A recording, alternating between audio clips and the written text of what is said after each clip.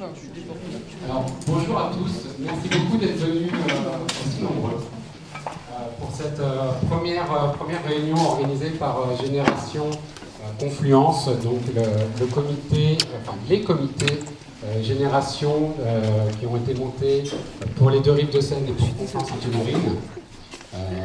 Juste un petit mot sur Génération. Génération, c'est un mouvement humaniste citoyen, transversal, horizontal, qui se soucie beaucoup du social et de l'écologie.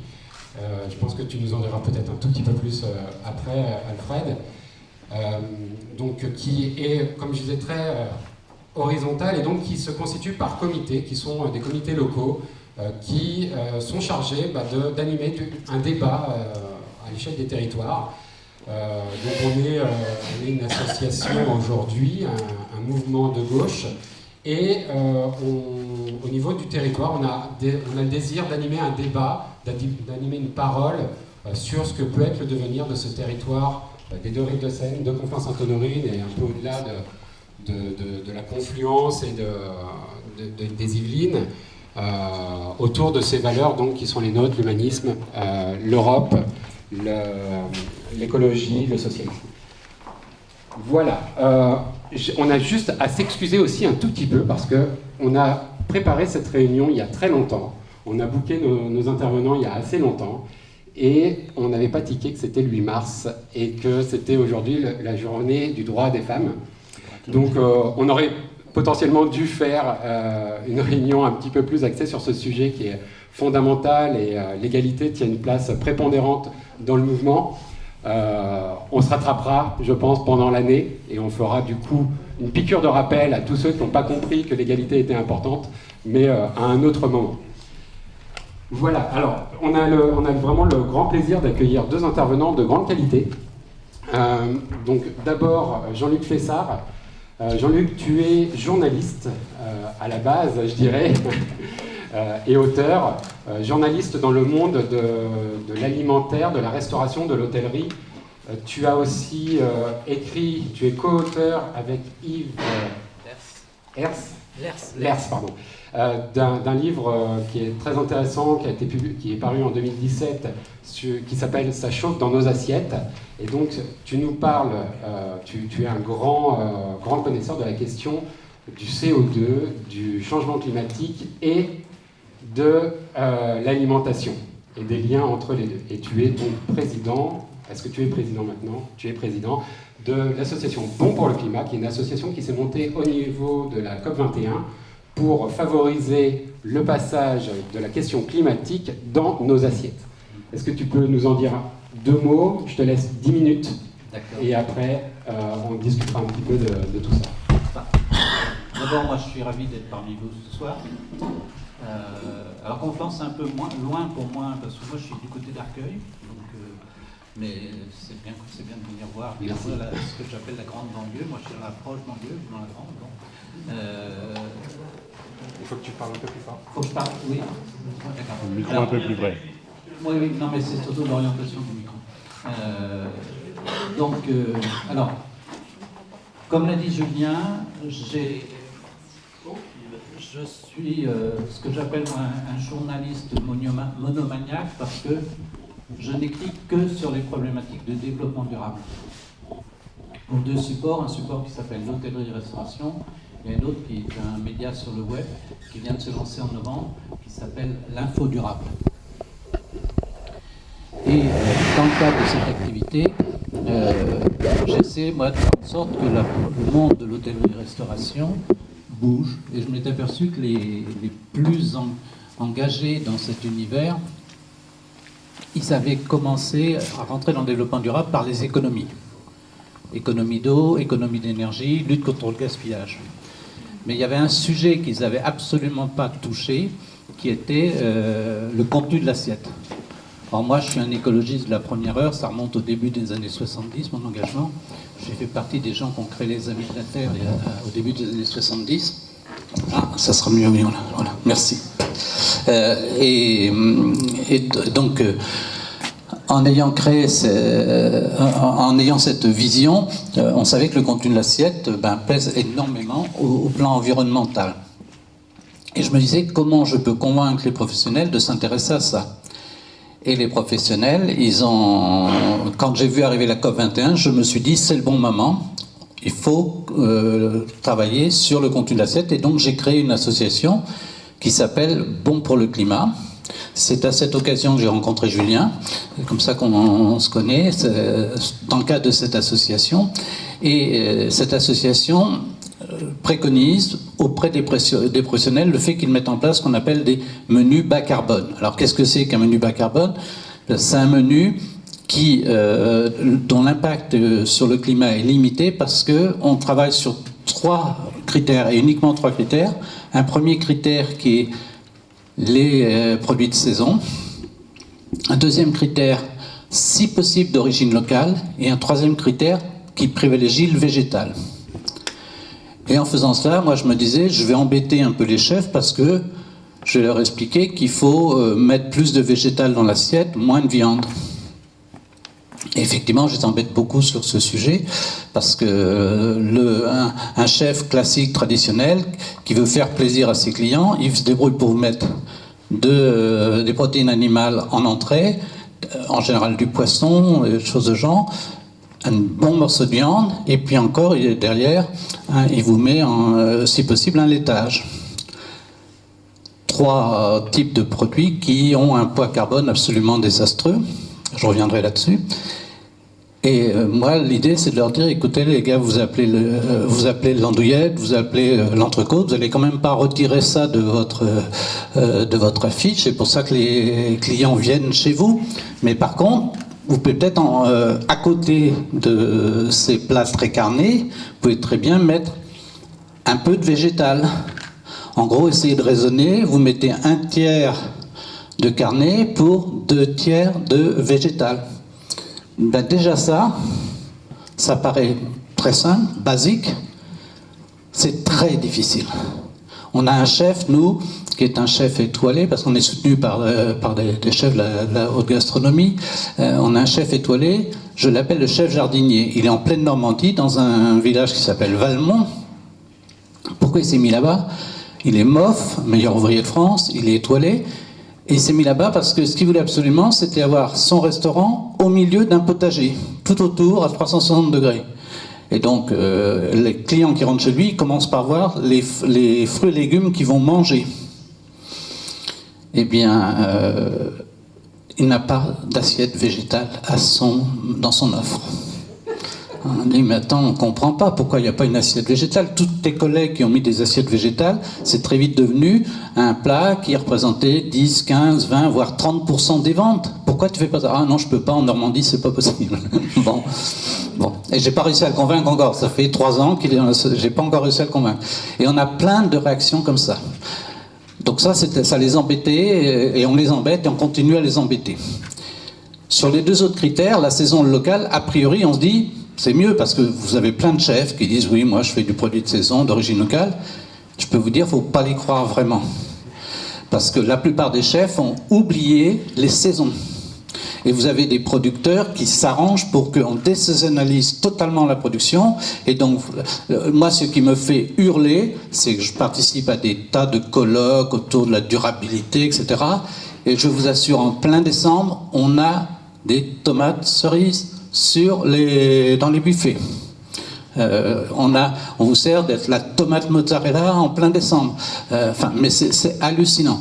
Alors là, je prends les tomates, c'est un exemple assez facile parce qu'il est très connu, mais je vous assure que si vous demandez aux gens la saisonnalité des plats, etc., les chefs, y compris les chefs, ils percutent pas. Les seuls qui percutent, c'est ceux qui ont la possibilité d'avoir un maraîcher qui les fournit et qui s'approvisionne donc en circuit très court. Et où là, le maraîcher dit, je suis désolé, ça j'en ai pas, donc il faudra que tu te débrouilles avec autre chose. Mais s'ils sont pas dans ce scénario-là, bon, et l'essentiel de la restauration passe par des démarches où on n'est absolument pas approvisionner en local. Il y a des distributeurs qui les approvisionnent. Les gens ne vont plus faire leurs courses au Halles ou auprès de producteurs locaux parce que ça les embête, parce que c'est une perte de temps, et donc ils passent par des distributeurs qui, eux, se gardent bien de dire d'où ça vient parce que ils ont peur que les restaurateurs aillent en direct avec le producteur et les court-circuitent. Alors, ce que je vous décris là, c'est un tableau qui n'est pas très glorieux. Il y a un critère que j'ai pas pu mettre dans l'association, c'était le bio. Parce que moi, je voulais mettre le bio. Et puis, en fait, quand on a créé l'association, je suis allé voir les gens du groupement des agriculteurs bio d'Île-de-France. Pour leur dire, les gars, Puis, en gros, ils m'ont fait comprendre que le marché de la restauration commerciale ne les intéressait pas, que la restauration collective les intéresse parce qu'il y a des volumes, il y a des engagements de durée, mais la restauration commerciale, ça ne les intéresse pas. Quand j'aurais dit, mais c'est idiot, il y a beaucoup de monde, ils ont qu'à se mettre en AMAP. Donc c'était aux restaurateurs de s'organiser.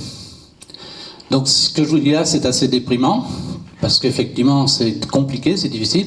Heureusement, il y a eu, après la COP 21, il y a eu le COP 22. Et là, nous, on est en partenariat avec les gens du groupe Barrière, qui m'ont mis en contact avec des partenaires marocains. Voilà, oui. je t'arrête juste 2 secondes parce que tout le monde n'est pas spécialiste des négociations internationales climat. Ah, oui. Donc les COP, ce sont les réunions internationales. Donc bien sûr, la COP 21 a permis de populariser un petit peu ça, mais il y en a tous les ans. Et la COP 22 avait lieu à Marrakech. À Marrakech, voilà. Alors, au passage, puisque tu dis ça, pourquoi 21, pourquoi 22 ? C'est parce que ça fait 21 ans, 22 ans, et maintenant 23 ans que ça dure. Donc, les négociations se passent au niveau international. À Paris, on est très fiers parce qu'il y a eu un accord qui a été signé. Mais en gros, ça discute beaucoup, ça négocie énormément, mais au niveau de l'action, ça reste quand même assez limité. Donc, à Marrakech, chance, là, je rencontre les Marocains. Moi, je suis allé les voir, les chefs marocains, parce que c'est les gens de la coopération allemande qui nous ont fait les rencontrer.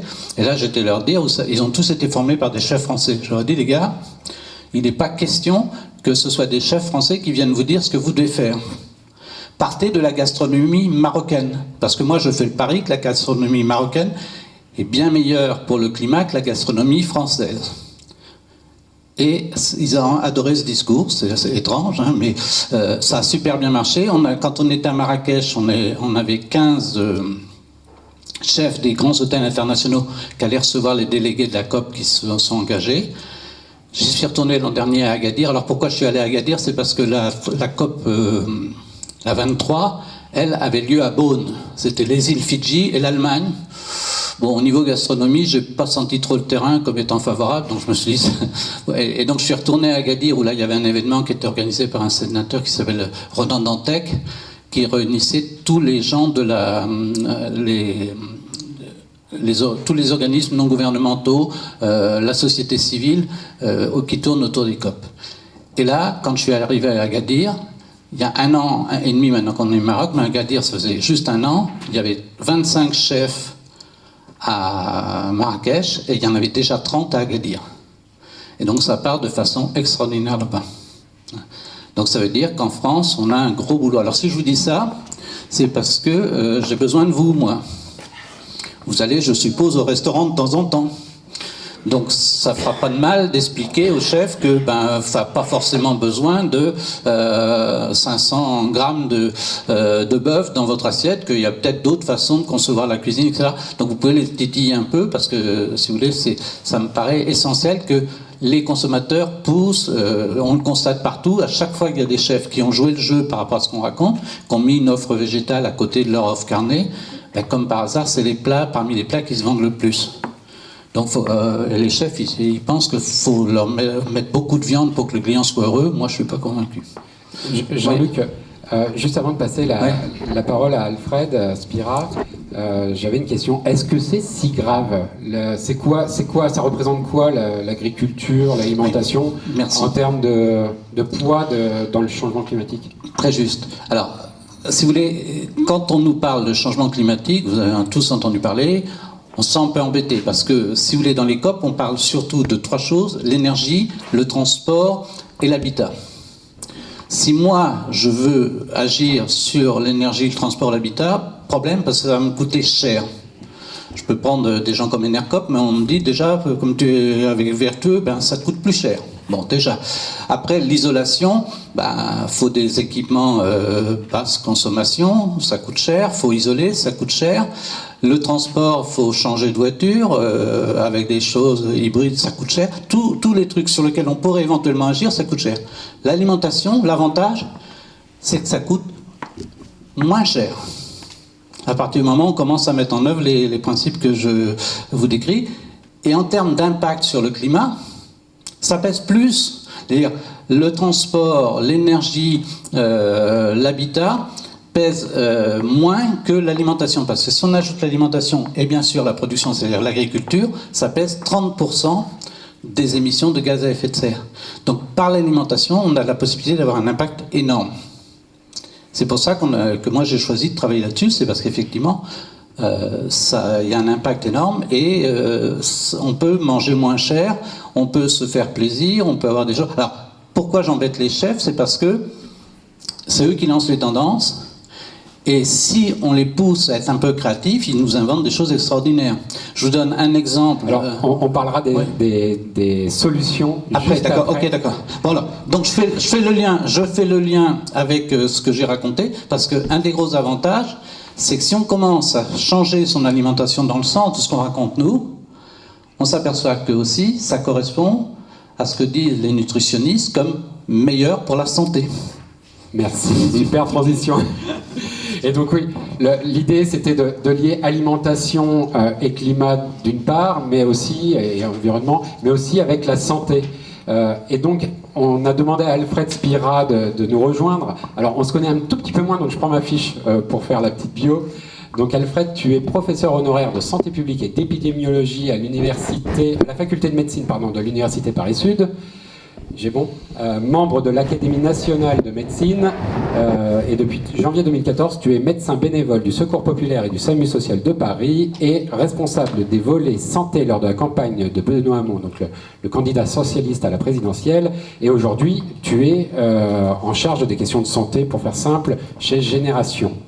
Est-ce que j'ai bon? Parfait, merci beaucoup. À toi la parole.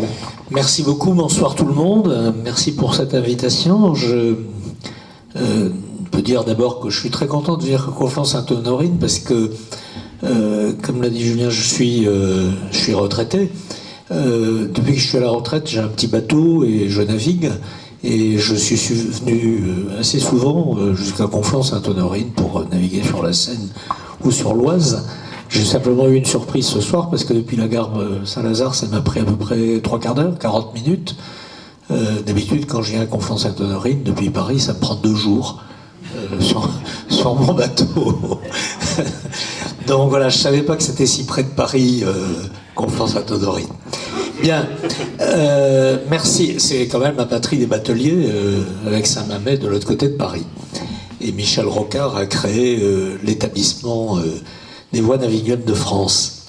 Michel Rocard, ancien maire de Conflans. Alors, je suis ici avec une double casquette, à la fois professionnelle, je suis médecin de santé publique, et politique, puisque je suis référent santé, effectivement, dans le mouvement Génération, qui, comme l'a dit Julien, est un mouvement qui a été créé un peu autour de Benoît Hamon, après son magnifique score à la présidentielle. Alors, le mouvement Génération, c'est un mouvement politique qui est articulé autour de 3 concepts qui nous paraissent importants, et on va faire le lien immédiatement avec la présentation qui vient de vous être faite. C'est mouvement de Génération, mais en avant 3 concepts qui sont la démocratie, c'est un mouvement de gauche, la justice sociale, c'est un mouvement de gauche, et l'écologie, c'est un mouvement de gauche. Voilà. Je m'occupe de la santé, et sans aucun problème, puisque la santé est un problème, est un problème politique. La santé, et je parle bien de la santé, pas de l'absence de maladie. La santé, l'Organisation mondiale de la santé l'a définit comme un complet état de bien-être physique, mental, social et environnemental. On retrouve encore l'environnement. Et effectivement, il y a un lien entre l'environnement et la santé.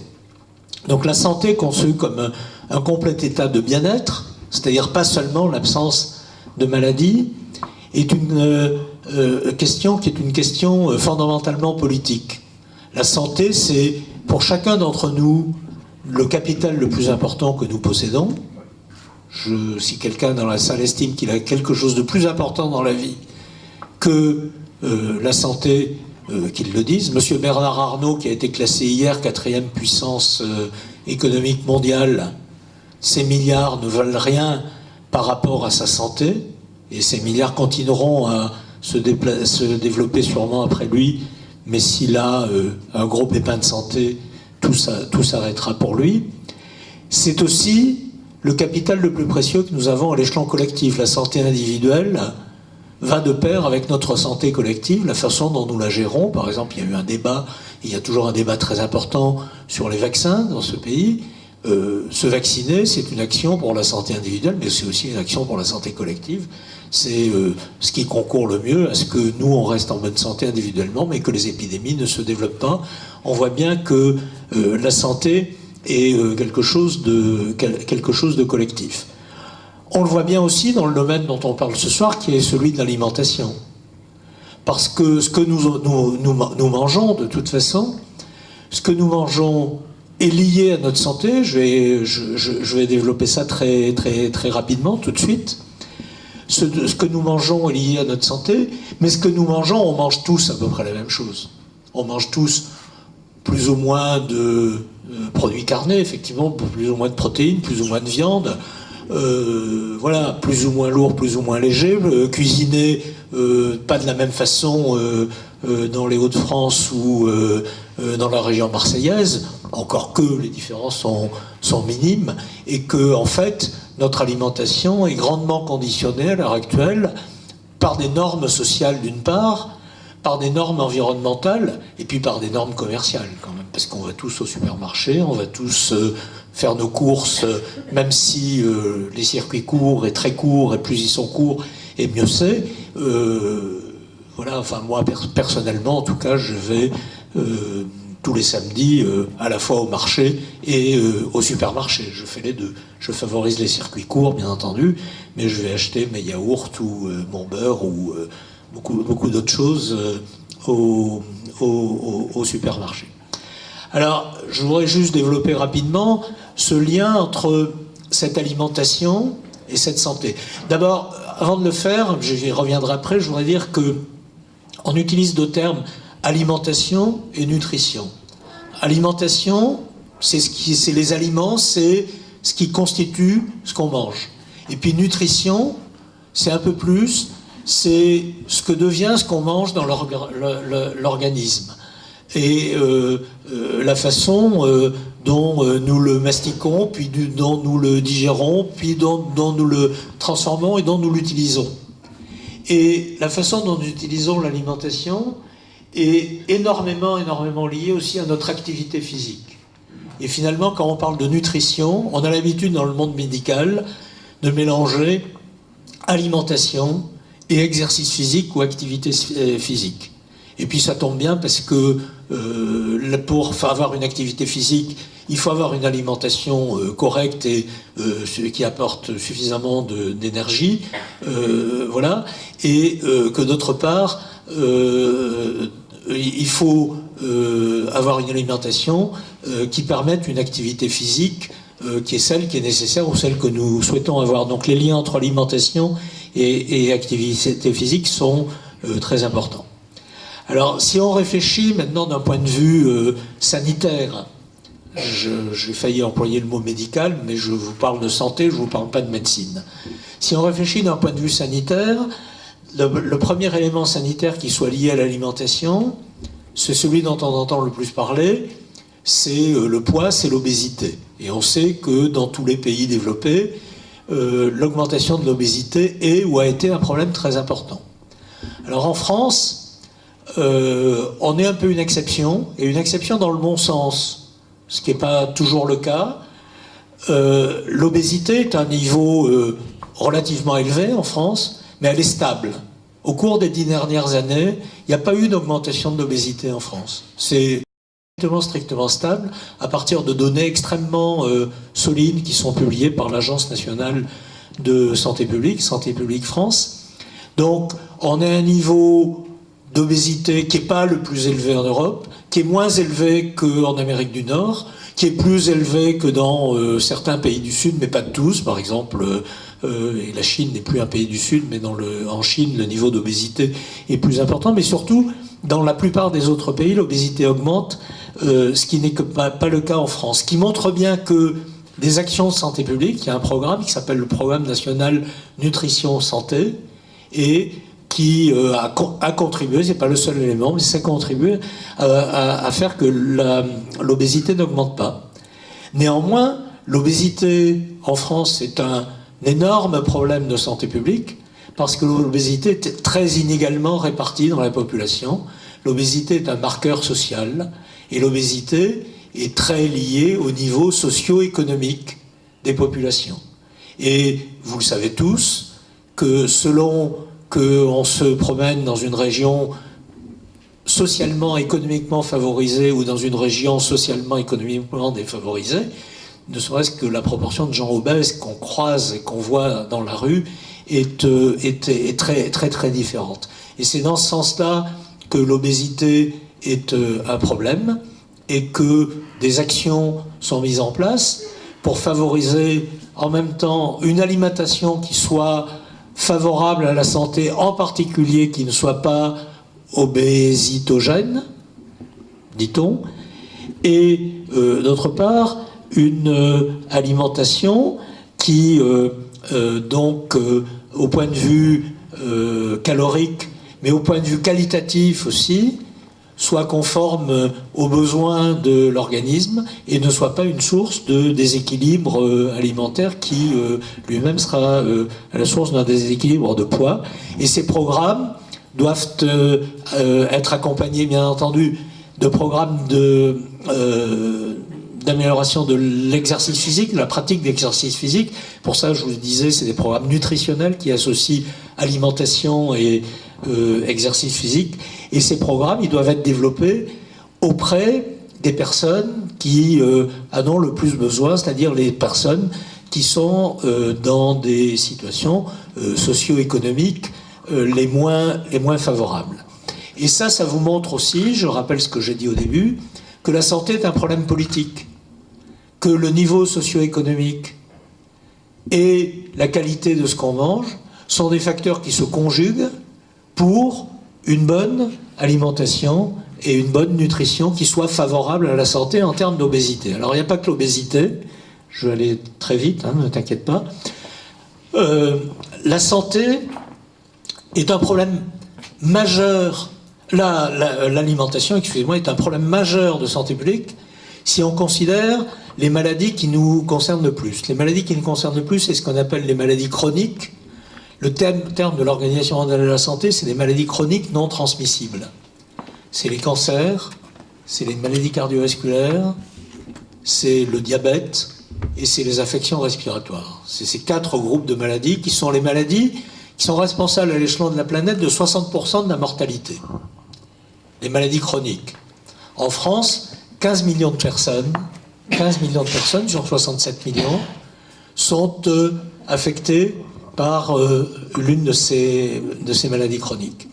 Les 3 premières d'entre elles, les cancers, les maladies cardiovasculaires et le diabète et les maladies métaboliques, sont directement liées à l'alimentation et à la nutrition. Directement liées, pas seulement à l'alimentation et à la nutrition, mais l'alimentation et la nutrition sont des facteurs importants dans la survenue de ces maladies. En réalité, les facteurs sont de 2 types. Il y a des facteurs individuels qui contribuent à ces maladies, consommation de tabac, consommation d'alcool, sédentarité, mauvaise gestion des risques. Ça, c'est des facteurs individuels. Et puis, il y a des facteurs collectifs qui contribuent à ces maladies. Par exemple, l'environnement, l'air que nous respirons, le fait qu'on soit soumis à des agents physiques, des rayonnements ionisants, par exemple, quelle qu'en soit l'origine, en particulier le nucléaire, ou des rayons X pour les personnes qui sont très exposées professionnellement ou en tant que patients. Ça, c'est des facteurs, des facteurs d'environnement collectif. Et on voit bien, et ce que monsieur nous a expliqué, c'est que la qualité de l'alimentation dépend de cet environnement et interagit avec nos autres facteurs individuels. Donc finalement, ces maladies chroniques non transmissibles, ces trois types de maladies, les cancers, les maladies cardiovasculaires et obésité, maladies métaboliques, sont à la fois liées à nos comportements individuels et à l'environnement collectif que nous nous fabriquons tous ensemble. C'est encore en ça que la santé est politique et que l'alimentation est importante. Alors, je vais terminer très rapidement sur les messages que je voudrais faire passer. C'est que prendre conscience de ça veut dire que avoir une alimentation qui soit favorable à la santé, c'est quelque chose qu'on doit faire à la fois individuellement et collectivement. Et on ne peut pas le faire collectivement si les individus n'y participent pas, et nous, chacun d'entre nous individuellement, ça n'a pas de sens si on n'agit pas collectivement pour que la qualité environnementale dans laquelle on vit et d'où vient ce qu'on mange soit améliorée. C'est donc un problème qui doit être pris depuis la production, et vous avez parlé des agriculteurs de proximité, des agriculteurs bio, de l'utilisation ou pas de pesticides, de perturbateurs endocriniens, de Roundup ou de glyphosate, toutes ces substances dont vous n'entendez pas comme moi parler à la télé dans tous les journaux télévisés. Donc ça concerne la production. Vous avez parlé du transport, ça concerne bien entendu le transport. Ça concerne la transformation. Alors vous avez parlé des chefs étoilés, mais enfin, en tout cas moi je ne vais pas tous les jours manger chez un chef étoilé, ça m'est arrivé tout petit nombre de fois. Mais à part les chefs étoilés, il y a toute l'alimentation des chefs des restaurants d'une part, mais il y a toute l'alimentation collective, vous en avez parlé aussi, pour les enfants dans les cantines, pour les personnes qui travaillent dans de la restauration collective, et puis il y a toute l'alimentation processée, je sais plus quelle est travaillée, que nous des produits transformés, merci, excusez-moi, qu'on achète, voilà, et qu'on achète tous dans, enfin moi en tout cas, comme vous j'imagine, si vous n'achetez jamais d'alimentation transformée, bravo, mais bon, moi personnellement j'ai un petit défaut, je sais absolument pas cuisiner, voilà, je sais faire des œufs sur le plat, c'est tout, et donc cette alimentation transformée, c'est quelque chose que nous produisons collectivement. Vous avez entendu parler, comme moi, de tous les scandales sur la viande de cheval, sur les voilà, et ça arrive. Et le lait Lactalis n'était que le dernier épisode de ça. Et on voit bien qu'on peut pas y échapper. Et donc, c'est intéressant comme problème parce que finalement, ça concerne l'ensemble de la société, hein, depuis le monde agricole jusqu'au consommateur, en passant par un monde de transformation, un monde industriel, un monde de commerce, un monde de transport. Donc l'ensemble de la société est traversé par ça. Ce qui veut dire, et j'en aurai fini, que ce problème, il faut le traiter collectivement, et notre analyse à la génération, c'est qu'il faut le traiter démocratiquement. Le traiter démocratiquement, ça nécessite 3 conditions, la démocratie. D'une part, qu'il y ait une confiance entre tous les acteurs. Alors manifestement, aujourd'hui, il ne peut pas y avoir de confiance entre tous les acteurs. Par exemple, je ne fais pas confiance aux producteurs de produits chimiques qui sont utilisés dans l'agriculture intensive. Je ne leur fais pas confiance. Je ne fais pas confiance à Monsanto. Je ne fais pas confiance aux industriels qui transforment l'alimentation. Je ne fais pas confiance aux publicitaires qui nous font consommer plus de sel, plus de sucre que ceux dont nous avons besoin pour vivre. Donc il y a vraiment un problème démocratique. La deuxième condition pour la démocratie, après la confiance, c'est la possibilité de participer et d'agir individuellement ou collectivement pour une transformation des dispositifs. Or, qui est le mieux à même d'agir? C'est les pouvoirs publics. On est dans une démocratie élective, par procuration, et on voit bien que ce qui s'est passé dans les états généraux de l'alimentation, par exemple, qui sont tenus il n'y a pas longtemps, c'est terminé par un fiasco complet. Un fiasco complet, puisque même le ministre en charge de l'environnement n'a pas été à la conclusion de ces états généraux de l'alimentation. C'est bien qu'il y a des graves problèmes.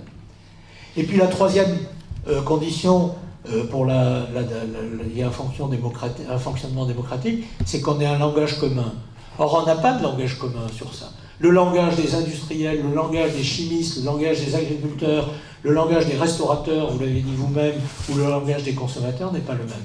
Donc il y a une vraie question à traiter démocratiquement, et c'est pour ça que le débat tel que celui que vous organisez, je trouve que c'est tout à fait intéressant et tout à fait important pour qu'on en parle ensemble. Merci Alfred. Moi, ce que je trouve très intéressant quand même, c'est que tu parles de politique publique. Jean-Luc, toi, tu parles des restaurateurs. Alors, les restaurateurs, l'intérêt, évidemment, des restaurateurs étoilés, c'est qu'ils donnent le là dans l'ensemble, ensuite, des restaurants. Ils créent une culture.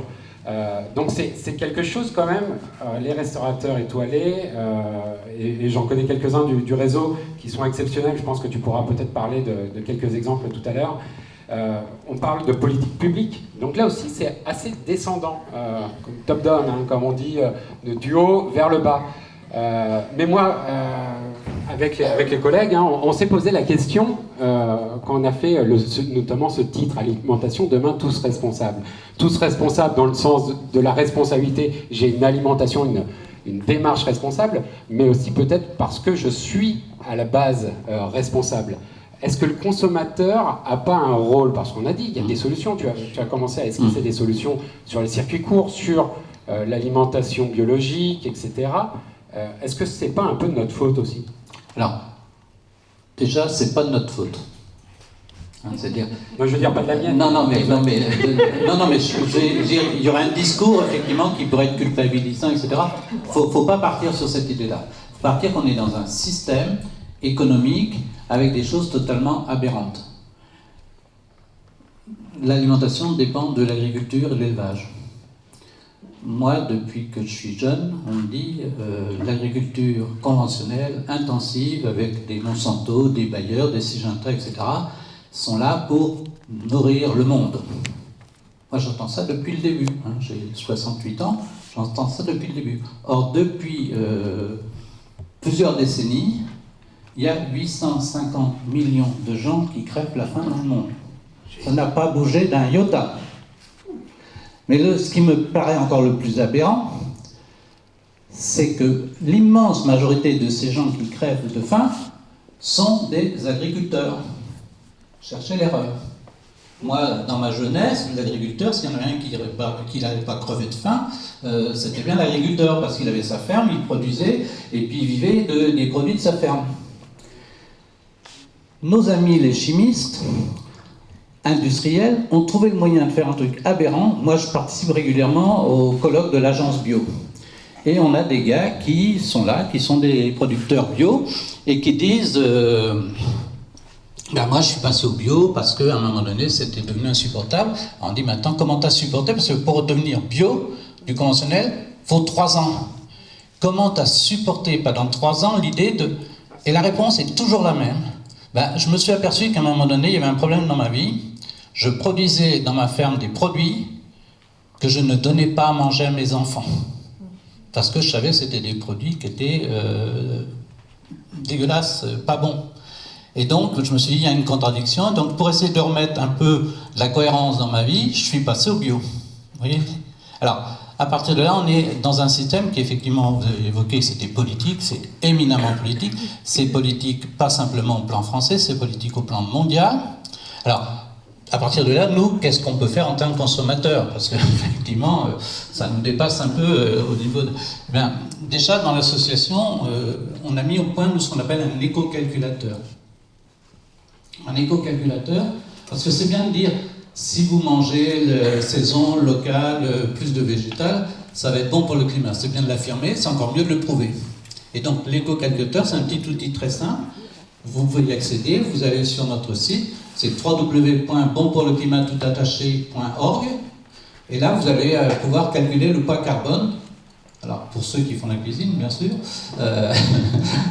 de vos recettes. C'est-à-dire, vous rentrez les différents ingrédients et la machine vous dit automatiquement si c'est de saison ou pas. Vous rentrez l'origine des produits. Est-ce que ça vient d'à côté du producteur local ou est-ce que ça vient de très loin? Et puis, il il y a le troisième critère, le poids, la quantité, et la machine vous dit exactement quel est le poids carbone de votre recette. Elle vous dit quelle est la quantité de protéines qu'il y a, parce qu'il y a des protéines. Alors, on est convaincu que les protéines, on les trouve que dans la viande.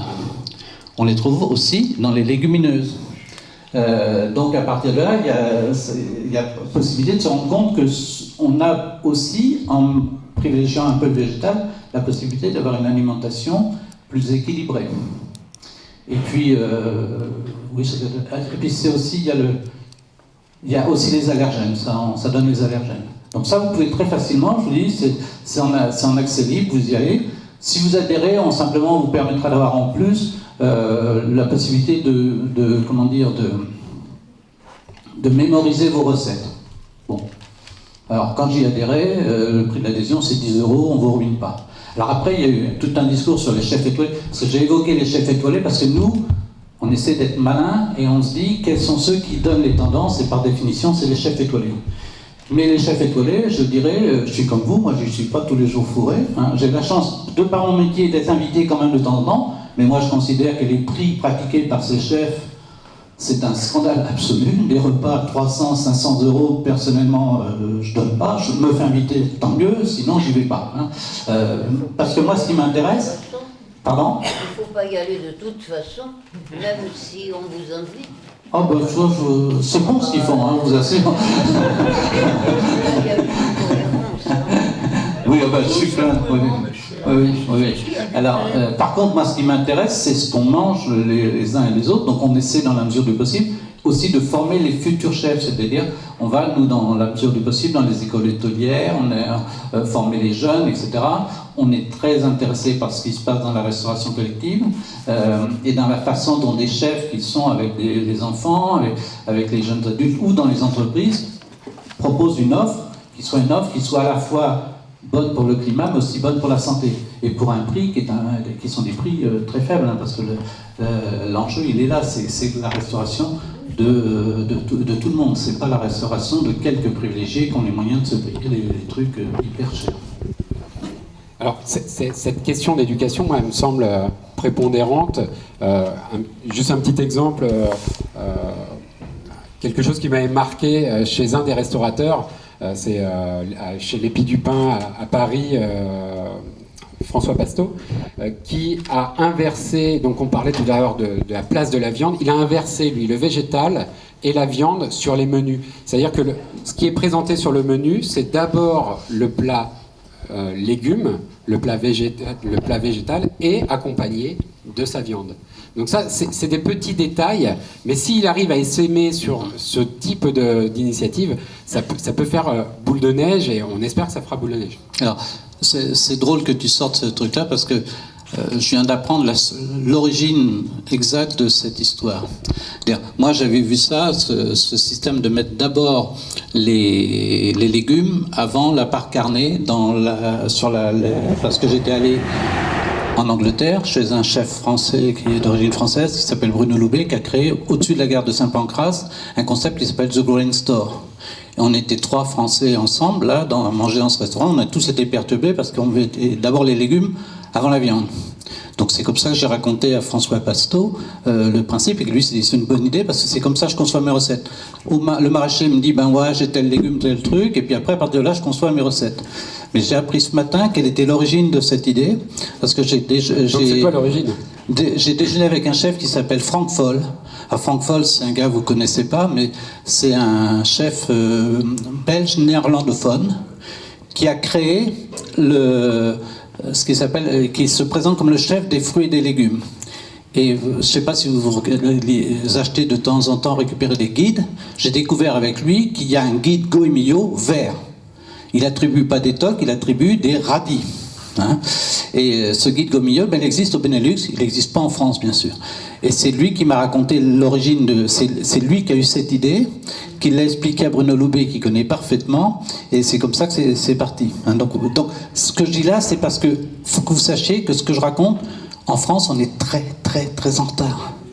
Vous allez au Benelux, vous allez en Allemagne, vous allez en Angleterre, vous allez aux États-Unis, il y a une offre alimentaire qui est beaucoup plus diversifié, beaucoup plus tourné sur le végétal. En fait, on a un retard, nous, dans notre pays, sur ces aspects-là.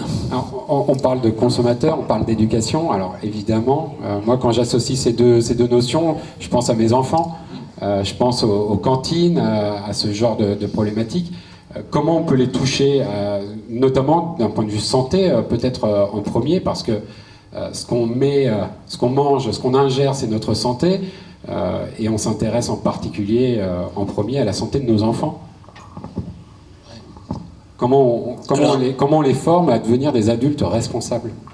Non mais ce que tu dis est tout à fait important parce que l'éducation pour la santé est effectivement très délaissée en France de façon assez scandaleuse. À l'heure actuelle, comme vous le savez, vous avez sûrement tous soit des enfants qui sont dans le système scolaire ou vous en avez eu il n'y a pas très longtemps. Les enfants ont droit à quelques heures d'information. Je ne parle pas des cours de SVT, hein. Je parle des informations sur la santé spécifique. Ça se traduit généralement par des petits moments de quelques heures.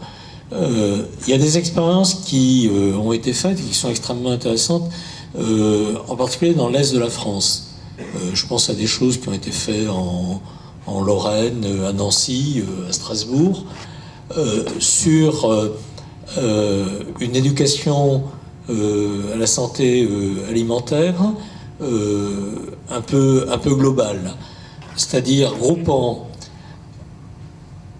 à la fois ce à quoi les enfants ont accès dans des distributeurs automatiques, soit dans les établissements scolaires, soit à proximité des établissements scolaires. Donc en vérifiant qu'il n'y avait pas de boissons trop riches en sucre. C'est interdit dans les établissements, mais il peut y en avoir très près des établissements. De toute façon, les initiatives qui ont été prises étaient des initiatives municipales avec les mairies. Deuxièmement, la qualité et la composition de ce qui est servi dans la restauration scolaire, favorisant en particulier le bio. Et ça, il y a un mouvement extrêmement important pour les cantines bio dans les établissements scolaires, ne serait-ce que pour des raisons très pragmatiques, hein, c'est que les maires, généralement, ils veulent être réélus, et que la qualité des repas à la cantine est un des éléments importants de la popularité du maire, enfin de l'équipe municipale dans les familles. Couplant ça avec deux types d'enseignement, un enseignement fait au fil de l'eau pendant l'année sur alimentation et santé, mais aussi sur exercice physique, et donc allant de pair avec la promotion de l'exercice physique. Et ces expériences sont extrêmement concluantes. Ce qui est assez extraordinaire, c'est que ces expériences, elles ont été publiées dans la littérature scientifique internationale, dans un journal qui s'appelle le British Medical Journal, par exemple, mais qu'elles ne sont pas généralisées en France. Alors, il y a une initiative qui est prise par le gouvernement actuel. Je suis manifestement pas là pour faire la promotion du gouvernement actuel, mais je veux bien lui laisser crédit. Il se trouve que j'ai eu une réunion avec le directeur général de la santé hier sur ce sujet, et vous en avez sûrement entendu parler, c'est ce qui s'appelle le service sanitaire. C'est-à-dire que ça a été annoncé la semaine dernière, je crois. Ce que veut mettre en place le gouvernement, c'est que tous les étudiants en santé, il y a 50 000 étudiants en santé en France, tous les étudiants en santé consacrent 60 demi-journées ou 30 journées dans l'année à la prévention en santé dans l'ensemble du dispositif français, c'est-à-dire pas seulement dans les écoles, avec les associations, avec des entreprises. Voilà. Et le but est d'élargir donc la sensibilisation aux questions de prévention en santé dans l'ensemble de la population. Bon, je trouve que cette idée est à la fois une bonne et une mauvaise idée. Développer la prévention est absolument nécessaire, et ça inclut, mais pas seulement, la prévention dans le domaine alimentaire et de l'exercice physique, donc dans le domaine nutritionnel, mais aussi dans d'autres domaines, les questions de tabac, d'alcool, de violence, de comportement collectif, et puis comment on fait pour avoir un environnement sain, c'est-à-dire les questions qui ont trait à la production d'énergie, au transport, etc., sont aussi extrêmement importantes. Le faire par des non-professionnels, puisque c'est des étudiants, qui n'ont pas été formés eux-mêmes à ça, et qui jusque-là occupaient assez bien leurs emplois du temps, et je ne vois pas comment ils vont dégager un mois dans l'année. Les années universitaires ne sont pas si longues que ça, de toute façon. Et puis, je dois dire que la raison pour laquelle on a recours aux étudiants, vous la comprenez sûrement comme moi très facilement, c'est que les étudiants ne les payent pas, quoi, donc c'est gratuit. Donc ça veut dire avoir une mobilisation de non-professionnels, non payés, pour une activité aussi importante que celle de la prévention. Enfin bon, j'attends de voir ce que ça va donner. Je voudrais juste dire un mot, sinon pour l'éducation, sur autre chose, et puis je m'arrêterai, je m'excuse, je suis un peu long, mais on n'en a pas parlé ni l'un ni l'autre. Vous avez peut-être entendu parler du fait que maintenant, dans les supermarchés, la nourriture a un étiquetage avec des couleurs vert, orange, bleu, vert, orange, orange foncé, il n'y a pas le rouge. Selon la qualité nutritionnelle, ça s'appelle Nutri-Score. Nutri-Score est un score qui vient d'être créé et qui devrait accompagner les acheteurs au moment où ils achètent. Plus la couleur tire vers le rouge, et moins c'est favorable à la santé, c'est-à-dire plus c'est plus c'est riche en produits carnés, en acides gras saturés, plus c'est riche en graisse, plus c'est riche en sucre, et quand c'est vert, au contraire, c'est moins mauvais pour la santé. Donc ce score est en train d'être mis en place. Il est accompagné... Bah non, enfin, il y a des lobbies de consommateurs sur ce système, et la plupart des producteurs refusent ce système en mettant d'autres systèmes qui permettent de faire apparaître quelque chose de vert alors que c'est quelque chose de rouge en consommation de sucre. Voilà, vous avez tout à fait raison, c'est ce que je m'apprêtais à vous dire. De toute façon... Non, mais c'est pas on n'arrive pas à faire passer ce progrès, c'est ça que je veux dire. D'accord, mais ce score, donc, effectivement, fait l'objet d'une compétition effrénée, et de toute façon, il n'est pas obligatoire. Et les réglementations européennes interdisent de le rendre obligatoire. Donc il y a un élément intéressant qui est en train de se dérouler actuellement, et comme le dit monsieur, tout à fait, c'est là que je voulais en venir, c'est qu'on peut craindre que le développement d'outils comme ça ne soit complètement détourné de son objet initial pour devenir une aide à plus de consommation. Et plus de consommation qui n'est pas forcément une consommation saine. Les industriels ont mis en place leur propre Nutri-Score qui permet de montrer que des produits comme le Coca-Cola sont très bons. Alors, ça tombe bien parce qu'on allait passer à la partie questions-réponses avec la salle.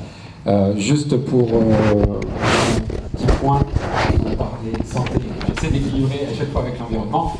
Les scores aussi sur l'environnement et notamment sur le carbone ont été mis en place notamment par Casino il y a quelques temps et complètement abandonnés, ça n'a pas du tout marché, y compris parce que là pour le coup c'était bien fait, mais parce que les consommateurs n'adhéraient pas et que les coûts de production de ces indicateurs étaient très élevés également. Donc on va faire passer la parole et on va commencer par la dame qui est juste derrière toi. Bonsoir, merci. Je voudrais bien qu'on revienne sur la question de la prescription, puisque vous avez fait le choix de faire votre action, en particulier sur les chefs pétroliers, dont vous parliez, pour qu'ils soient en quelque sorte prescripteurs, puisque vous dites qu'ils sont avant-gardistes. Pour autant, je ne suis pas certaine que les cuisiniers de Sodexo et ceux des cantines de l'enseignement soient tellement axés là-dessus. J'aimerais bien comprendre qui fait la prescription des proportions et des aliments utilisés dans les menus scolaires. Alors, tout à l'heure, vous avez évoqué les menus scolaires municipaux, mais bon, il y a aussi énormément d'élèves en collège qui dépendent du conseil général et de lycées qui dépendent du conseil régional. Donc là, on n'est pas sur le municipal. Pour autant, les prescriptions de menus, bon, j'ai essayé de faire partie d'une commission menu dans le lycée dans lequel je travaille, c'est juste affreux. Moi, quand je regarde les menus, je suis effarée. C'est-à-dire que dans un menu, on va avoir des protéines animales à chaque plat. Ça va commencer par les concombres, la crème, et puis après il va y avoir la viande ou le poisson, puis après il va y avoir un fromage et comme dessert un laitage. Voilà. Et moi je vois aussi des menus où la viande c'est des raviolis et le légume et ce sont des pâtes. Donc, enfin, c'est effrayant. Enfin, alors quand je discute avec le cuisinier, il me dit oui, mais on a des prescriptions, on peut pas faire ci, on peut pas faire ça, etc. Mais c'est effrayant. C'est quoi ces menus?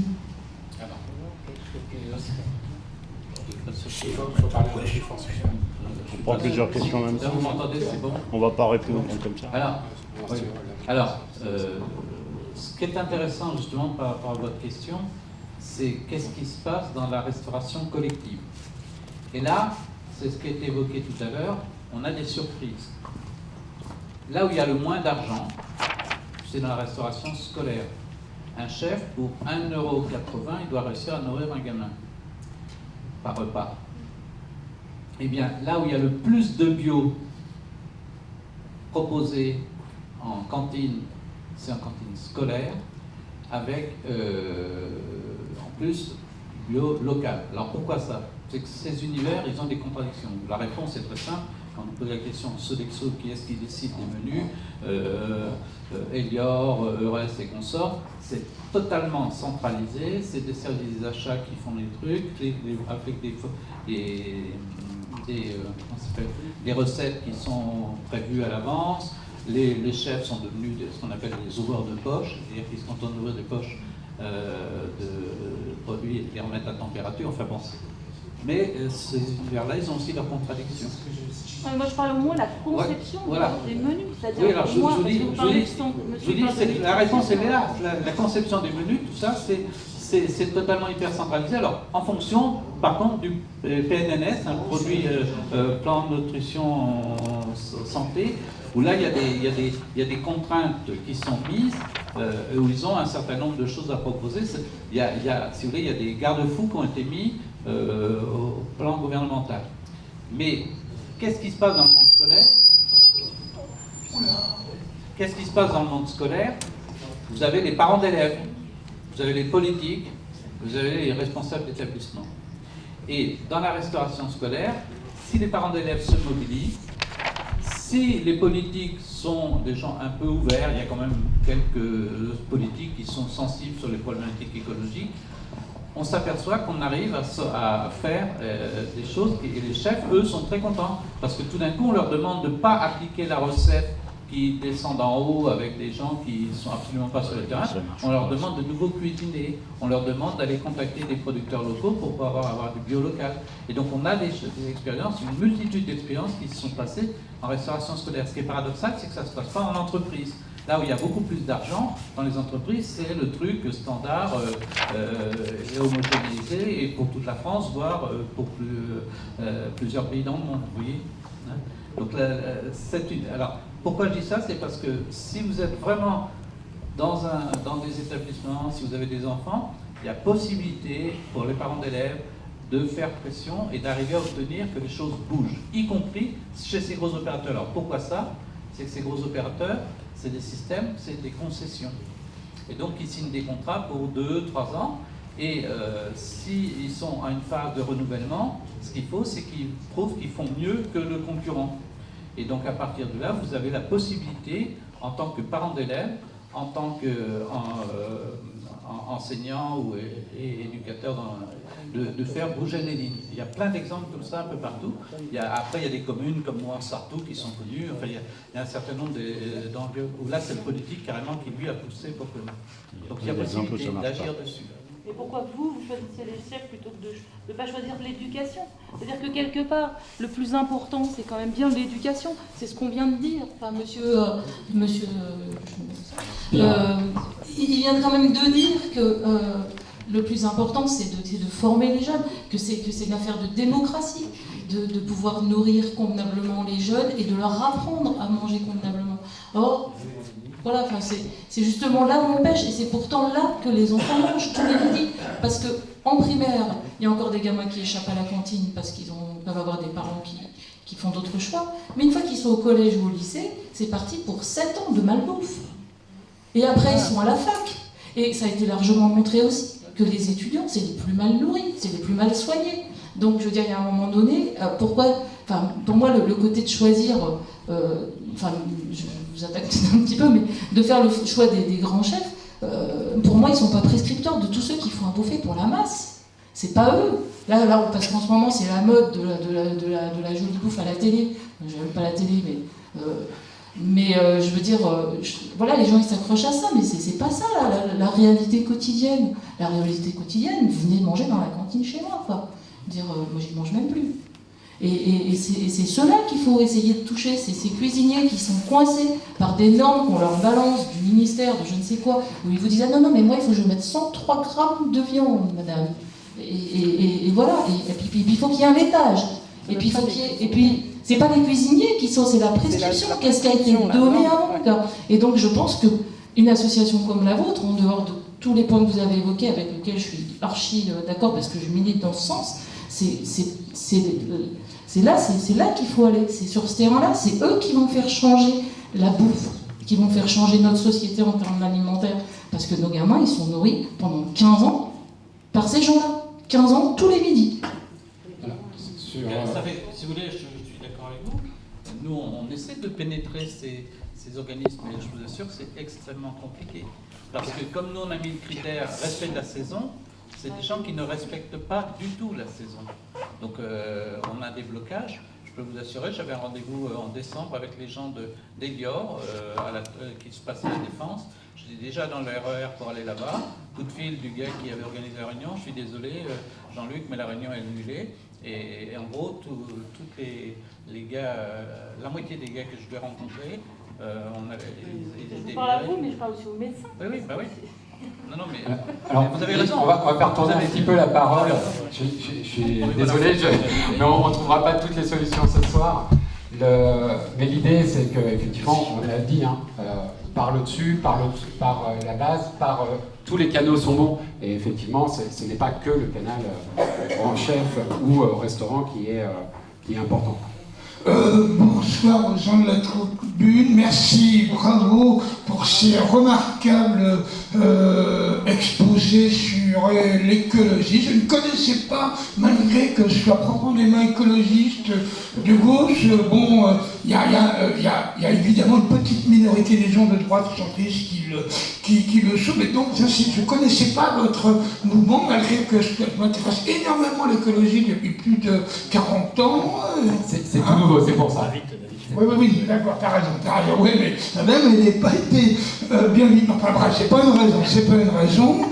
Et concernant l'histoire du tabagisme et de l'alcoolisme, il y a énormément, heureusement, d'informations qui sont données pour inciter des gens à en prendre très peu ou pas du tout. Et paradoxalement, malgré que les femmes plus longtemps que les hommes, il y en a celles qui fument et qui boivent, il y en a beaucoup en grande quantité, quoi. Et ben, ils s'abîment plus vite la santé. Et je vais faire un parallèle rapidement.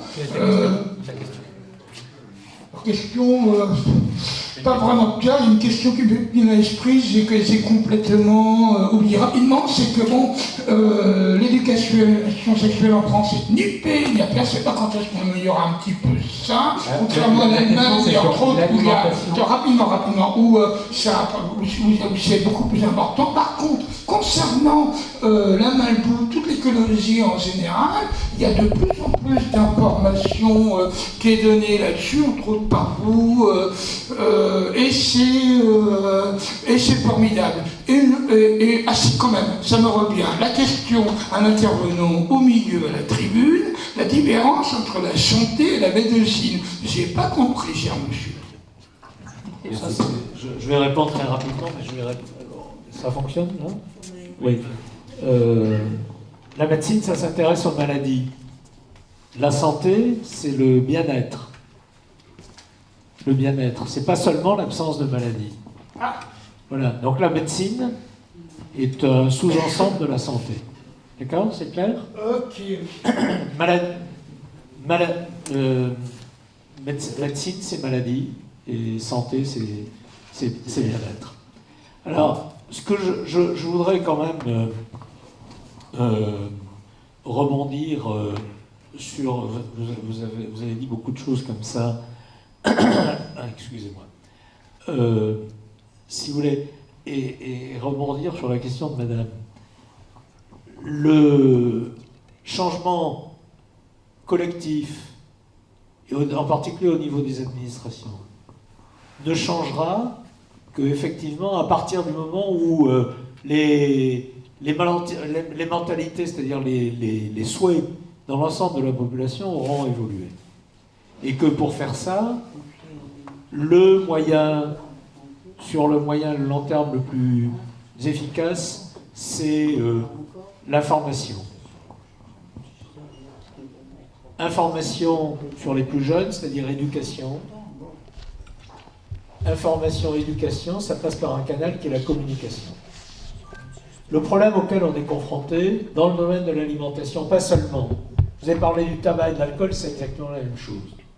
C'est qu'on se bat dans le système de l'éducation nationale pour l'information et la communication sur l'alimentation, avec des moyens qui sont sans commune mesure avec ceux qui sont développés par Coca-Cola, par Monsanto, par les firmes, les multinationales, par Nestlé. Les deux grandes firmes qui s'occupent de... La plus grande firme multinationale qui s'occupe de l'alimentation, c'est Nestlé. Voilà. Mettez les moyens que le gouvernement développe dans l'Agence nationale de santé publique, il y a tout un secteur qui s'occupe de la prévention et de l'éducation à la santé. Par rapport aux moyens de Coca-Cola, ça ne marche pas. Je vais vous prendre un autre exemple qui n'est pas l'alimentation, parce qu'il est encore plus parlant, sur le tabac. Et c'est la problématique qui est exactement la même. Le budget de publicité des firmes de tabac qui sont basées en Virginie, aux États-Unis, c'est-à-dire c'est Winston-Salem et Marlboro. Leur budget de publicité est exactement équivalent au budget de l'ensemble de la recherche biomédicale en France. Leur budget de publicité, de communication, ils n'appellent pas ça publicité d'ailleurs, ils appellent ça communication sociale. Leur budget de communication sociale, c'est le budget de l'INSERM, de l'Institut national de la santé et de la recherche médicale. Voilà, c'est assez difficile à gérer. Alors, je vous propose de prendre un petit set de 3 questions, questions courtes, pour qu'on puisse en prendre un maximum encore. Alors moi, je voulais faire une ou deux remarques avant une question. J'ai le droit. Alors la remarque, c'est que déjà vous parlez de santé publique en termes de confort à travailler collectivement. Et je pense qu'on pourrait le rapprocher du cadre de vie. Enfin, je trouve que ça se rejoint. Et donc, la question, c'était celle-là. C'était dans quel terrain, sur quel terrain vous travaillez qui pourrait rapprocher les préoccupations du cadre de vie de celles de l'alimentation. Est-ce que vous travaillez là-dessus ou pas? J'avais une petite remarque sur l'histoire de la norme colorée, là, qui permet de voir la qualité du produit. Il faut peut-être se réjouir que ça ne soit pas obligatoire, parce que si c'est pas obligatoire, ça va calmer. Si c'est pas obligatoire, mais si ça reste justement une démarche volontaire de la part des gens qui le font, bah, au moins cette information sera bonne et elle ne sera pas contournée, puisqu'elle sera faite par ceux qui sont de bonne volonté, avec des bonnes intentions, pour justement informer en vrai, quoi. Parce que sinon, c'est vrai que les industriels, le jour où ça devient obligatoire, ils savent très très bien comment faire pour contourner le machin truc, quoi.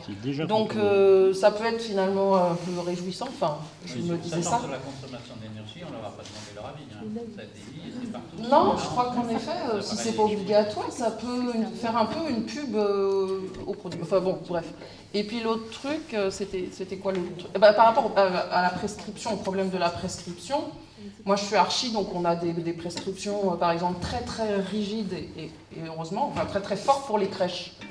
Parce qu'on a le même problème en archi avec tout ce qui concerne les matériaux. C'est nouveau, mais maintenant, depuis maintenant 15 ans en France, alors que c'est depuis 35 ans en Allemagne, il y a quand même une vérification de la qualité des matériaux avec lesquels on construit, et notamment les matériaux qui sont accessibles au public. Et donc, il y a eu des prescriptions faites pour les crèches sur les matériaux. Et en effet, si les choses progressent, c'est parce que c'est l'État qui prescrit. Il ne faut pas attendre juste des consommateurs qui bouleversent le truc. Par exemple, justement, sur la cantine, alors là, Conflans, vous êtes à Conflans. Moi, mon fils vient d'arriver au lycée de Conflans. La cantine est réputée pour être, excusez-moi, absolument dégueulasse. Ça fait 3 ans que les parents d'élèves se battent sur ce sujet sans aboutir à rien du tout. 15 ans. Donc c'est juste 15 ans. Bah, voilà. Donc c'est juste, ok, on veut bien se battre pour ça, mais ça ne débouche sur rien du tout. Et moi, je suis assez d'accord que c'est à l'État d'imposer que la bouffe, partout d'ailleurs, dans les écoles, dans les maisons de retraite, dans tous les lieux publics, soit de qualité, quoi, point barre. C'est pas compliqué quand même, je veux dire, ça peut être le boulot, enfin on espère, enfin ça devrait, et on peut espérer en tant que citoyen que c'est le boulot de certains quand même. Qui naissent pour essayer de mettre en place des responsables politiques qui sont conscients de ce genre de choses. Voilà, par exemple. Voilà. Bon. Enfin, je suis assez étonnée qu'en effet, ça soit pas plus simple, quoi, parce que c'est une telle évidence qu'au moins chez les enfants, ils puissent bien bouffer, puis qu'après ça continue au collège, éventuellement au lycée, puis éventuellement quand ils sont étudiants, puisque après c'est le resto U et ils n'ont pas de fric. Voilà.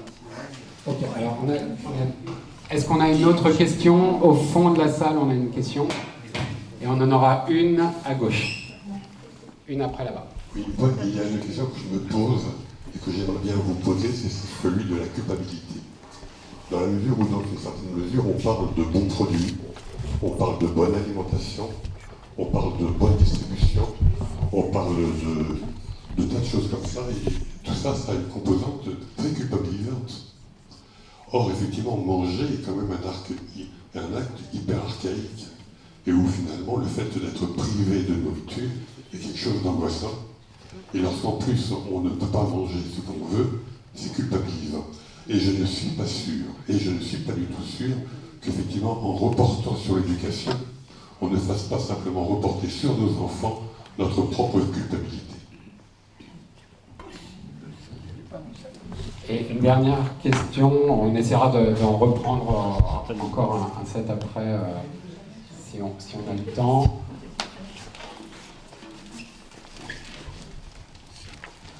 Bonsoir, moi je voudrais plutôt vous apporter une réponse, parce que j'ai travaillé dans la restauration collective, même si je suis à la retraite depuis 3 ans, je crois que ça n'a guère changé.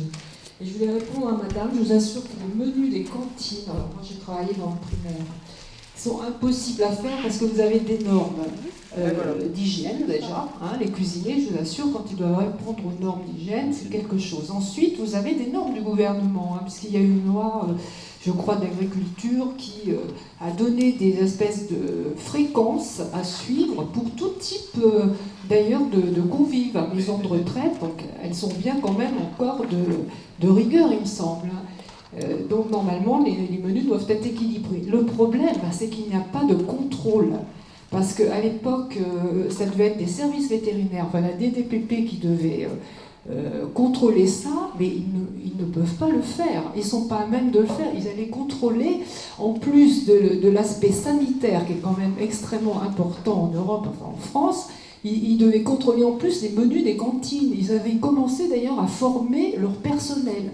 Et moi, j'ai bien connu, parce que je travaillais sur Bobigny, donc les services vétérinaires de Bobigny, et croyez-moi, le grand chef, il était vent debout contre ce type de contrôle parce qu'il ne pouvait pas effectuer. Or, si vous n'avez pas de contrôle au niveau de l'État, tout ça, ça reste lettre morte. Et je voudrais aussi dire la même chose que monsieur derrière, c'est que, attention, parce qu'il ne faut pas trop médicaliser l'assiette. Parce qu'il y a un aspect de l'alimentation que l'on oublie toujours, c'est l'hédonisme. L'alimentation, ça doit apporter du plaisir aussi.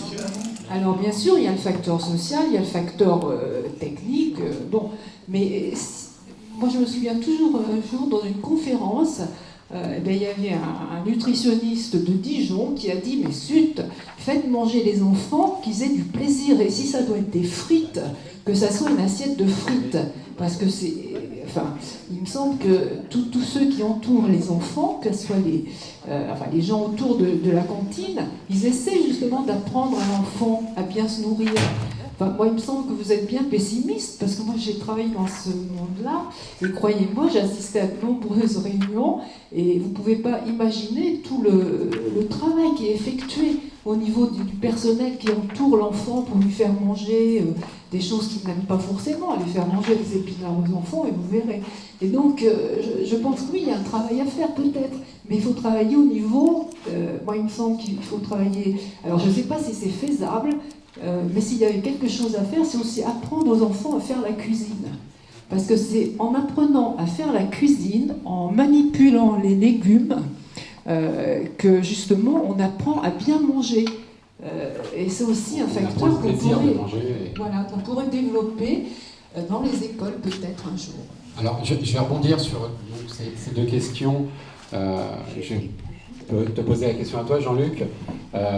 Alors, j'avais préparé ma petite liste à la base, déforestation liée à l'huile de palme, les lasagnes de cheval, les crottes chez Ikea, dans les boulettes de viande, le scandale Lactalis, ça me fait rigoler, c'est les scandales, hein, c'est 2 scandales par an, à la listériose, à la machin, à la bidule, sans compter le scandale économique derrière Lactalis.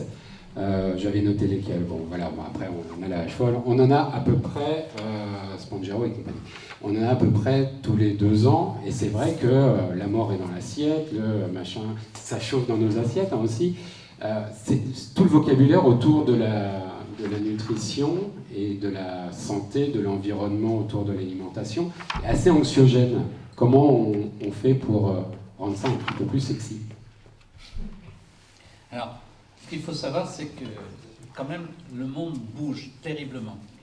C'est-à-dire, ce que tu as décrit là, avec l'histoire de déforestation et tout, il faut savoir que 85% de l'alimentation carnée que l'on mange provient d'animaux qui ne voient jamais le jour, qui sont enfermés dans du béton et qui sont nourris avec des tourteaux de soja OGM qui nous viennent d'Amérique du Sud. Il faut le savoir, hein, ça c'est 85%. Mais il y a quand même un certain nombre d'agriculteurs et de producteurs qui ont compris que c'était pas... Ce sera mieux. Qui ont compris que c'était pas une excellente façon de fonctionner. Et donc il y a des tas de mouvements qui sont en train de se lancer. Il y a un mouvement que j'ai suivi là récemment, où c'est des gens qui travaillent sur ce qu'ils appellent les sols vivants. Il faut le savoir, l'agriculture industrielle telle qu'on la pratique avec les produits Monsanto et tout, ça se fait sur des terres mortes et c'est simplement en rajoutant des tas d'intrants, etc., qu'on arrive à faire que ça produise. Donc, mais je crois que la moitié des sols en France, si vous ne mettez pas tous ces intrants chimiques, c'est mort.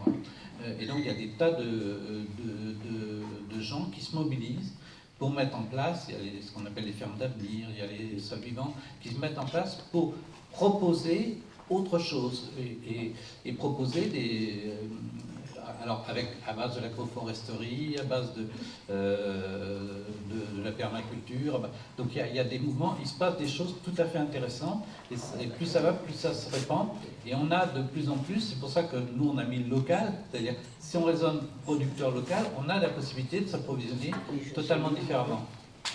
Et alors après, ça reste quand même des approches limitées parce qu'en face on a d'énormes entreprises qui elles ont des moyens, c'est ce que vous disiez, Coca-Cola, Mars et consorts. Mais ça suffit pas de montrer, c'est vrai qu'il y a plein de bons exemples et on les montre aussi, mais il reste que quand on veut faire bouger les choses, il reste ces images assez anxiogènes, comme on disait juste avant, comment on donne envie. Est-ce que tu as des idées là-dessus? Ça a été dit, en gros, l'alimentation hédonique serait bon. Donc le premier critère, mais c'est bon quand c'est sucré. C'est si c'est bon dans l'assiette. Alors après, bon, c'est très subjectif le fait que ce soit bon. Hein. C'est vrai que Il y a des choses que je trouve moins bonnes, mais qui ne sont pas forcément bonnes pour la santé. Il y a des choses qui sont... c'est difficile à concilier, quoi. Il y a bon, et puis après, il y a des choses qui sont à la fois bonnes pour le goût, bonnes pour la planète, bonnes pour la santé. Bon, c'est génial. Mais est-ce que la clé derrière alors, ça, par contre, je fais la sobriété cuisine. Moi, plus je pars du produit brut, moi je m'approvisionne maintenant quasiment qu'en produit brut, et je fais la cuisine. Mais ça, c'est... Bon, avec des bonheurs divers. Quand mes filles viennent à la maison, des fois, c'est pas la fête, quoi. Mais bon. Alfred, on avait des questions un petit peu plus qui t'étaient destinées sur la santé. Oui, mais d'abord, je voudrais reprendre ce qu'a dit monsieur sur la culpabilité, parce que bon, vous avez un peu répondu. Je vais peut-être vous choquer en vous disant qu'il y a deux points communs entre la sexualité et l'alimentation. C'est que c'est indispensable à la survie de l'espèce et que c'est une source de plaisir. Voilà. C'est pas habituel de présenter les choses comme ça, mais c'est vrai. Mais c'est vrai. Et donc, on peut culpabiliser à partir de là, bien entendu. Mais si on culpabilise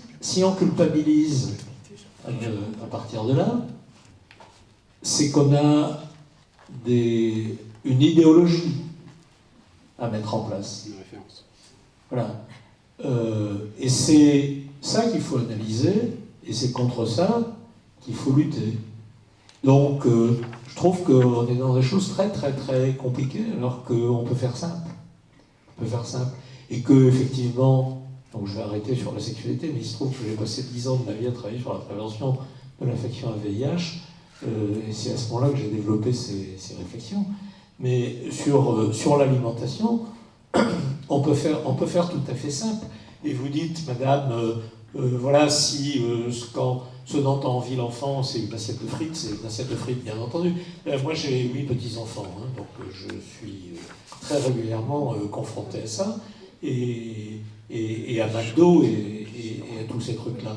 Bon, moi, je trouve qu'il faut être juste raisonnable, quoi. C'est une question d'équilibre. Voilà, aller chez McDo à tous les repas, non, ça, c'est excessif. Mais peut-être que ne jamais aller chez McDo est peut-être aussi excessif en sans jamais. Voilà. Donc, non, moi je trouve ça dégueulasse, mais il y en a d'autres, mes petits-enfants, ils ne trouvent pas ça dégueulasse. Bon, donc je crois qu'il faut être raisonnable. Ce qui est intéressant, à mon avis, vous avez prononcé le mot anthropologie, et c'est tout à fait vrai, c'est qu'on a affaire dans les comportements alimentaires à un fond anthropologique incroyablement ancré en nous-mêmes. Moi, ce qui me frappe toujours en tant que médecin, là, pour le coup, c'est que quand des personnes ont besoin de régimes amaigrissants ou pour d'autres raisons, et on le sait bien, qui n'a pas essayé dans cette salle, à un moment donné, qui n'a pas dit à un moment donné, ah bah à partir de maintenant je fais régime, je mange pas ça, je mange pas ça. Et puis progressivement, on revient à notre fond anthropologique qui nous a été inculqué, qui est culturel. Hein, voilà. Et les transformations là-dessus sont extraordinairement difficiles. Et je pense que le meilleur moyen de les obtenir, c'est effectivement en mettant en avant la notion de plaisir et au contraire, pas en culpabilisant, parce que de toute façon, les interdits se traduisent souvent par la volonté de vouloir surpasser les interdits. Alors, madame, je ne sais plus qui m'a posé la question, sur le cadre de vie, enfin il y avait 3 questions. Sur le cadre de vie, c'est intéressant. Moi, je vous ai dit, je suis ici en tant que référent santé pour le mouvement Génération. En fait, c'est pas vrai, je ne suis pas référent santé. Je suis référent pour les politiques du bien vivre. Et dans l'organigramme de Génération, il n'y a pas le mot santé. Il y a politique du bien vivre. Alors, politique du bien vivre, c'est effectivement la santé, c'est l'alimentation, c'est le sport, c'est les loisirs. Voilà. Et tout ça pour nous, est complètement indissociable. Et ce qu'on veut faire, nous, c'est proposer et promouvoir des politiques du bien vivre qui incluent toutes ces composantes en même temps. Et puis comme je me suis aventuré sur le domaine politique, la personne qui a parlé du cadre de vie a parlé aussi de la prescription, c'est-à-dire on est prescripteur d'une alimentation qui soit comme ci, qui soit comme ça. Moi, je veux reprendre ce que je vous ai dit à la fin de mon petit topo introductif. À mon avis, ça pose surtout des questions fondamentales de démocratie. C'est des choses qu'il faut traiter ensemble. Et il faut les traiter. La difficulté, c'est qu'il ne faut pas les traiter de façon naïve. C'est-à-dire qu'on a en face de nous des gens à qui on ne fait pas confiance, des gens qui manipulent l'information et des gens qui manipulent l'économie. Donc on est vraiment dans des questions de développement démocratique extrêmement difficiles parce qu'il faut rétablir la confiance dans les gens qui lancent l'information. Comme vous le savez, par exemple, je vais juste prendre un exemple sur le sel. L'alerte sur le sel en France a été donnée par un chercheur de l'INSERM, chercheur nutritionniste de l'INSERM, qui a mis en évidence la surcharge en sel dans l'alimentation de tout le monde, en particulier du fait de l'alimentation collective et de l'alimentation d'origine industrielle. Ce gars-là, ce collègue, qui est un bon collègue, a eu des ennuis absolument terribles. Les lanceurs d'alerte, on n'aime pas ça dans notre pays. On n'aime pas ça. C'est quelque chose d'autres pays, cher monsieur, un peu partout dans le monde. D'accord, mais permettez-moi de commencer à parler par essayer de balayer devant notre porte. Donc ce que je veux dire, il y a un vrai problème de démocratie. Et c'est intéressant comme domaine de l'alimentation, parce que, de toute façon, comme vous dites, comme vous avez dit, monsieur au chapeau, au fond, si on ne bouffe pas, si on ne mange pas, on est mal, et ça ne peut pas durer longtemps, de toute façon. On va reprendre deux questions très très courtes pour ne pas finir trop tard. Bon, j'étais très étonnée tout à l'heure quand vous avez dit la France est très en retard, etc. Vous avez cité des pays pour l'obésité, vous avez cité les États-Unis, et c'est là qu'il y a le plus fort taux d'obésité. Oui. Alors, je ne comprends pas trop bien, ou j'ai mal compris. Peut-être. Enfin, c'est pas grave. Vous avez rattrapé les choses tout à l'heure en disant que les agriculteurs pensaient autrement maintenant leur façon d'élever. Bon, il y a eu une émission il n'y a pas trop longtemps, et effectivement, il y a des jeunes agriculteurs courageux, et ceux-là, je crois qu'il faut vraiment les mettre en lumière, parce que leur travail n'est pas facile. Bon. Mais toutes vos études sont intéressantes, certes, et je les respecte, et elles sont utiles, mais moi, je suis plus sensible à l'inquiétude des personnes qui sont derrière moi, là, qui l'ont exprimé. Alors, comment on pourrait faire localement, déjà, si partout, localement, il y a des actions de fête où on se retrouve pour parler de tout ça très simplement et de tout ce qui est inquiétant, vous qui êtes jeune politique, je crois que vous avez un rôle à jouer extrêmement important, non ? Non, pardon, excusez-moi, j'ai cru.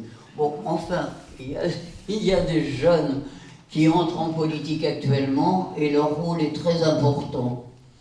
Plus que de vouloir arriver au pouvoir absolument, c'est de combattre tout ce qui ne va pas. Or, moi, je m'interroge sur le plan local, au niveau de l'éducation, au niveau de l'alimentation. Il y a un nouveau système de cantine qui se met en place actuellement. Est-ce qu'il est contrôlé ? Vous contrôlez les chefs étoilés, c'est bien, parce que ceux qui sont convaincus via les médias, lorsqu'ils disent le végétal est plus important maintenant, il y a quand même des chefs étoilés qui en parlent. Je trouve que ça touche tout le monde parce que la télévision est un vecteur important pour ça. Il y a des parties de la population qui viendront jamais dans ces réunions comme ce soir, qui sont isolées et qui n'ont accès à rien du tout au niveau de l'échange. La télévision là, joue son rôle quand même, qu'on le veuille ou non. Alors moi, j'écoute bien ce que disent ces deux personnes là. Et c'est sur le plan local qu'il faut travailler, rencontrer les politiques. Le maire actuellement, puisque c'est une nouvelle forme de cantine, on ne sait pas trop ce qu'il y a derrière. c'est quand même confié à des entreprises privées. Bon, voilà, il y a plein de choses à faire, mais je pense qu'on est trop séparés dans les communes. Il y a les jeunes d'un côté, les vieux de l'autre. Mais je vais les répondre écologistes sur d'un ce côté, point-là. etc. Il faut travailler là-dessus, je crois. Est-ce qu'il y a une dernière question? Alors, une dernière question par un jeune, enfin qui a l'air un peu plus jeune que la moyenne en tout cas. Bonjour, je voudrais juste poser une question parce qu'on entend des chiffres assez différents sur la part de l'élevage dans les émissions de gaz à effet de serre. Vous avez donné un chiffre tout à l'heure de 30%, mais je ne sais pas trop parce que j'ai entendu enfin, en général, il me semble que le GIEC parle d'un chiffre de 15% de l'élevage. 14% a priori en 2012, si je ne me trompe pas, en 2012. Mais, alors, non, mais 30% c'est toute l'alimentation, parce qu'il n'y a pas que l'élevage. Oui. Il y a le transport de l'alimentation. Vous avez le transport, vous avez la conservation, vous avez la transformation, vous avez aussi, c'est pas que l'élevage, vous avez aussi les légumes, les fruits et légumes. L'ensemble de l'alimentation c'est 30%.